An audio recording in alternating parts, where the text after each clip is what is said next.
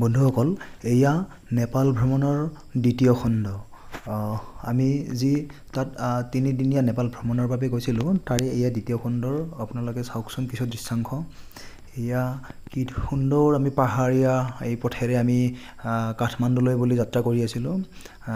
আচলতে আমি নেপালৰ ভাৰত সীমান্তৰ বীৰগঞ্জ চহৰৰ পৰা আমি টাটা চুমোৰে কাঠমাণ্ডুলৈকে গৈ আছিলোঁ।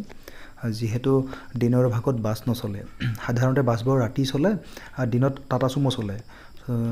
তো আমি যোৱাৰ দিনত প্ৰায় 10টামান বজাত আমি বীৰগঞ্জৰ পৰা আমি কাঠমাণ্ডুলৈ যাত্ৰা কৰিছিলোঁ টাটা চুমোৰে। তো কি ধুনীয়া প্ৰাকৃতিক সৌন্দৰ্যৰে ভৰপূৰ এনেকুৱা মনোমোহা পৰিৱেশেৰে আমি যাত্ৰা কৰি আছিলোঁ।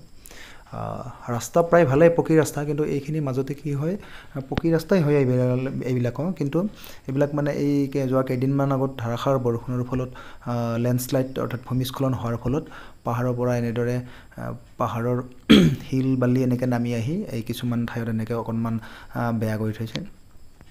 এয়া চাওক, এইখন এখন বিদ্যালয় হয় তাৰে। এনেদৰে কি ধুনীয়া প্ৰাকৃতিক সৌন্দৰ্যৰ উপভোগ কৰি আমি যাত্ৰা কৰি আছিলোঁ। সুন্দৰ অকোৱা পকোৱা পথ এয়া। যিখিনি অকণমান ৰাস্তা বেয়া নিচিনা লাগিছে, সেইবিলাক আচলতে এই ভূমিস্খলনৰ ফলত তাত মানে পাহাৰৰ শিল বালি মাটি এনেকৈ বোকা মাটি নামি আহি সেই ঠাইখিনিত মানে পানী জমা হৈ পেলাই সেইবিলাকৰ মানে তাত পকীবিলাক উটুৱাই লৈ গৈছে। সেইকাৰণে এইবিলাক বেয়া।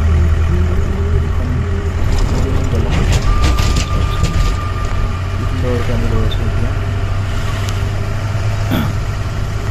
সুন্দৰকৈ গৈ আছোঁ। আগতে ভ্ৰমণ নকৰা মানুহবোৰে আচলতে এনেকৈ পাহাৰীয়া ঠাইত ভ্ৰমণ কৰিলে, প্ৰথম দিনা ভ্ৰমণ কৰিলে খুব হৈ গ'ল। মই বাৰু যিহেতু আজি পিছে এনেকুৱা পাহাৰীয়া ঠাইত বহুবাৰেই ভ্ৰমণ কৰিছোঁ, বিভিন্ন ঠাইত।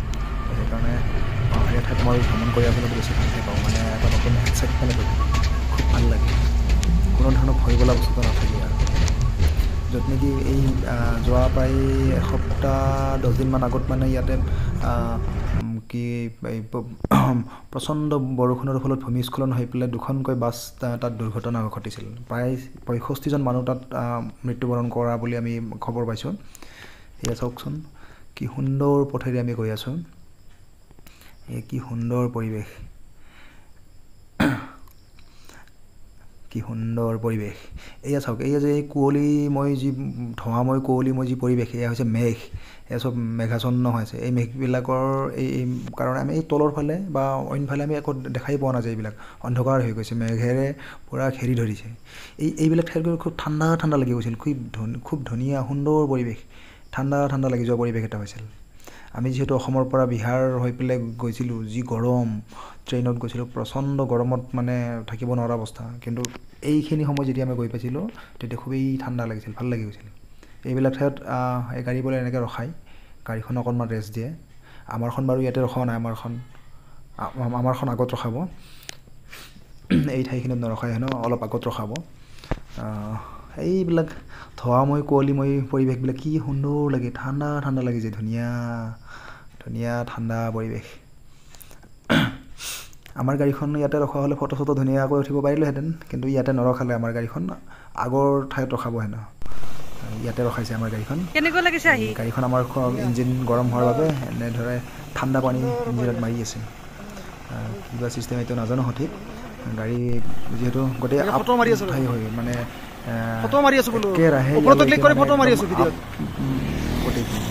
কোনো ডাউন প্লেচ নাছিলে, একেবাৰে উঠিয়ে থাকিব লাগে। তো গাড়ী ইঞ্জিন গৰম হৈ যাব নিশ্চয়কৈ। তো সেইকাৰণে কিবা ঠাণ্ডা কৰি আছে পানী দি পেলাই। এয়া চাওকচোন,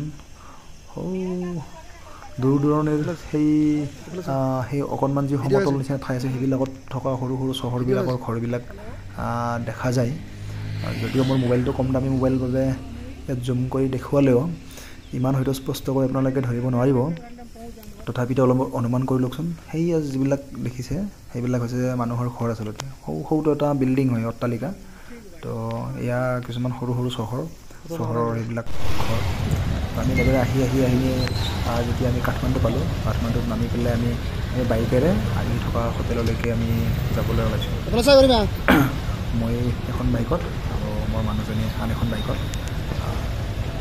টেক্সিত অলপ ভাড়াটো বেছি পৰে কাৰণে আমি বাইকেৰে দুয়োজনে, আৰু বাইকেৰে গ'লে এটা ভালো লাগে, গৰম লাগি মানে কি চহৰখন দেখিবলৈ পোৱা যায় ভালকৈ। আহি আমি এনেদৰে হোটেলৰ ৰুমত আমি সোমাইছোঁ। এয়া হোটেলৰ ৰুমটোৰ কিছু দৃশ্যাংশ আপোনালোকক দেখুৱাইছোঁ। ভালেই, ডাবল বেডেড ছিংগল ৰুম হয়, এটাচ বাথৰুম আছে, ধুনীয়া ধুনীয়া আৰু ঠাণ্ডা পৰিৱেশ, যিহেতু ফেন চেন টিভি চিভি ধুনীয়াকৈ আছে। ইয়াত মানে আমাৰ নিচিনা যিহেতু গৰম নাই, তো গতিকে সেই ফেনখনেই খুব ধুনীয়াকৈ হৈ যায়। তাৰপিছত আমি হোটেলৰ পৰা ফ্ৰেছ হৈ আহি পেলাই আমি ওচৰৰ দোকানত ওলাই গৈ পেলাই আমি চিম কাৰ্ড ল'ব গৈছোঁ, যিহেতু তাত চলিবলৈ হ'লে বেলেগ বেলেগ ঠাইলৈ ঘূৰি ফুৰিলে তাত গুগল মেপেৰে আমি বিভিন্ন ঠাইবোৰ আমি চাব পাৰিম, ক'ত কিমান দূৰ। তেতিয়াহে টেক্সি ল'লে মানে ভাড়াটো অলপ বাৰ্গেনিং কৰাত সুবিধাজনক হয়। বা ঘৰত ফোন টন কৰিব লগা হ'লেও আমি হোৱাটছএপেৰে ঘৰত ফোন কৰিব লগা হ'লে চিমখন লাগিবই, যিহেতু কাৰণ হোটেলৰ ভিতৰতহে আমি ৱাইফাই ব্যৱস্থাটো পাইছিলোঁ, বাকীটো আৰু ৰাস্তাত নাপাম। তো সেইকাৰণে আমি চিমখন কিনিলোঁ।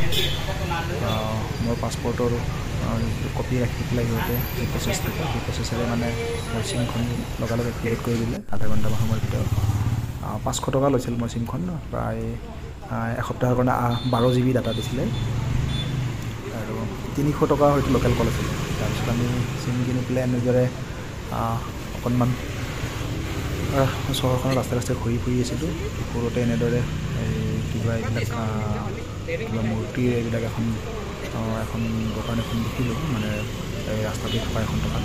বিদেশী দুজনীয়ে মানে কিবা সিহঁতে চাই আছিলে। তো এনেদৰে আমি খোজকাঢ়ি কাঢ়ি আমাৰ ভাগৰো লাগিছিল, অকণমান ভোকো লাগিছিল, তো সেইকাৰণে এই অৰেঞ্জ জুচ আমি দুয়োটাই অকণমান খালোঁ। খাই পেলাই দেহাটো শৰীৰটো অকণমান আৰাম দিলোঁ, যিহেতু ভোক লাগিছিল, ভাগৰো লাগিছিল, তো সেইকাৰণে জুচখিনি খালোঁ বাৰু। তাৰপিছত এনেদৰে আমি আকৌ পুনৰ ঘূৰি ঘূৰি এখন এনেকুৱা এই ধাতুৰে নিৰ্মিত বিভিন্ন মূৰ্তিৰ, মানে এইবিলাক বিভিন্ন প্ৰকাৰৰ মূৰ্তিৰ এখন দোকানত সোমালোঁ। দোকানীজনক অৱশ্যে প্ৰথমতেই কৈছোঁ যে আমি নিকিনো, জাষ্ট মানে চাম কেনেকুৱা কি ধৰণৰ বস্তু, দামবোৰ কেনেকুৱা, সেইবিলাক মানে জনাৰ কাৰণেহে আমি প্ৰৱেশ কৰিছিলোঁ। দোকানীজনে অৱশ্যে একো বেয়া পোৱা নাই তাৰ কাৰণে, তেওঁ কৈ আছিল কোনটো বস্তুৰ কি দাম, কি ধাতুৰে নিৰ্মিত। বিশেষকৈ তাম পিতলৰে নিৰ্মিত মানে ধাতুৰে নিৰ্মিত এই মূৰ্তিবোৰেই বেছিভাগ আছে। অৱশ্যে মূৰ্তিবোৰ যিহেতু ধাতুৰে নিৰ্মিত, তো মূৰ্তিবোৰৰ অলপ দাম বেছি আছিলে, তো সেইকাৰণে আমি কিনিম বুলিও ভবা নাছিলোঁ বাৰু। তথাপিতো হয়তো দাম কম হোৱাহেঁতেন হয়তো কিনিলোহেঁতেন, কিন্তু দামটো বেছি হয় আমি আৰু নিকিনিলোঁ আৰু, যিহেতু আমি ঠাই ফুৰিবৰ কাৰণেহে গৈছোঁ, অলপ বেছি এক্সট্ৰা পইচাও নিয়া নাই। তো এনেদৰে ঘূৰি ৰাতি 9টা 9:30 বজাত আমাৰ হোটেলৰ ৰুমৰ ওচৰতে থকা ৰেষ্টুৰেণ্ট এখনত গৈ আমি ৰাতিৰ ভাত সাজ এনেদৰে খালোঁ।